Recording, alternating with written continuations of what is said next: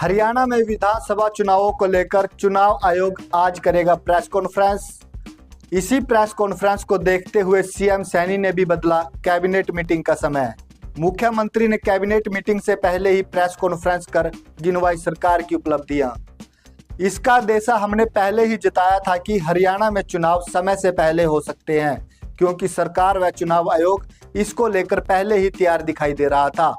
आज चुनाव आयोग के द्वारा 3 बजे एक प्रेस कॉन्फ्रेंस बुलाई गई और ऐसा माना जा रहा है कि इस कॉन्फ्रेंस में चुनाव आयोग 4 राज्यों में होने वाले विधानसभा चुनावों की तारीखों का ऐलान कर सकता है। चुनाव आयोग की प्रेस कॉन्फ्रेंस को देखते हुए मुख्यमंत्री नायब सैनी ने भी अपनी कैबिनेट मीटिंग का समय बदल दिया।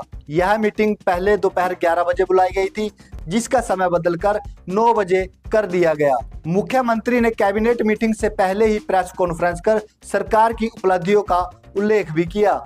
जब 2019 में चुनाव हुए थे, तब चुनाव आयोग द्वारा 21 सितंबर को नोटिफिकेशन जारी किया गया था।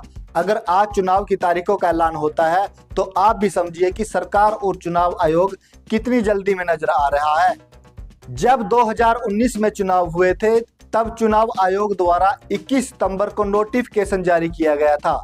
अगर आज चुनाव की तारीखों का ऐलान होता है तो आप भी समझिए कि सरकार और चुनाव आयोग कितनी जल्दी में नजर आ रहा है। हमने पिछले वीडियो में आपको यह भी बताया था कि अगर हरियाणा में चुनाव जल्द होते हैं तो इसका फायदा किस पार्टी को पहुंच सकता है। हमने आपको बताने की कोशिश की थी कि कैसे भाजपा भी चाहती है कि चुनाव समय से पहले हो और विपक्ष को तैयारियों का कम समय मिले। इसी वीडियो में हमने यह भी बताया था कि किस प्रकार से सीएमओ कार्यालय में भी देर रात तक कर्मचारियों द्वारा कार्य किया जा रहा है। अधिकारियों के कार्य करने की गति भी पिछले कुछ दिनों में तेज नजर आ रही थी। सरकारी विभागों में बड़े स्तर पर तबादले भी किए जा रहे थे।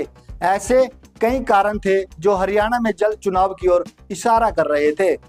ऐसे में यह भी माना जा रहा है कि बीजेपी जल्द अपने प्रत्याशियों के नाम की घोषणा भी कर सकती है, क्योंकि भाजपा अपने उम्मीदवारों को चुनाव की तैयारियों के लिए खुला समय देना चाहती है।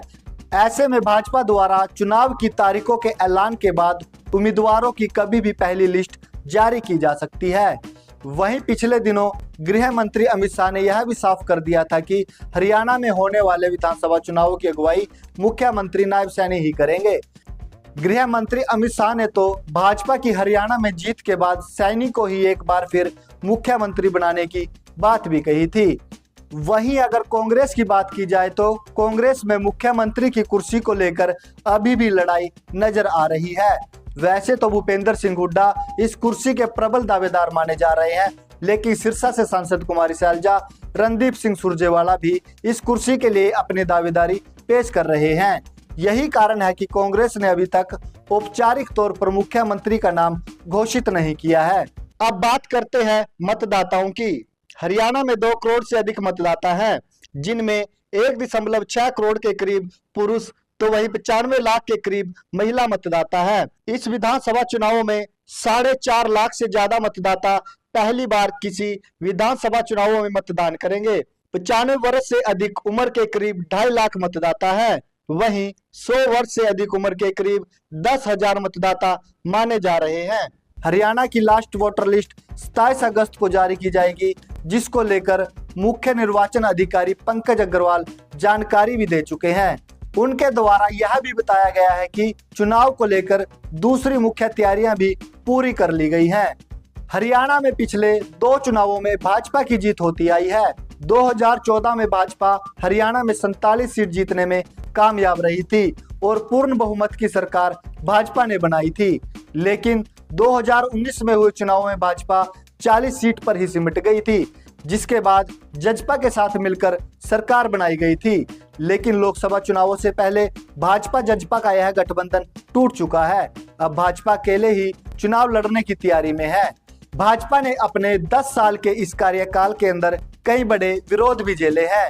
किसान आंदोलन, जाट आंदोलन, कर्मचारियों के प्रदर्शन, इन सब के बीच भाजपा को इस चुनाव में जनता का कितना प्यार मिल पाता है, यह तो चुनाव के नतीजों से ही साफ होगा। लेकिन आज चुनाव आयोग द्वारा की जा रही प्रेस कॉन्फ्रेंस पर सभी राजनीतिक दलों की नजर रहेगी।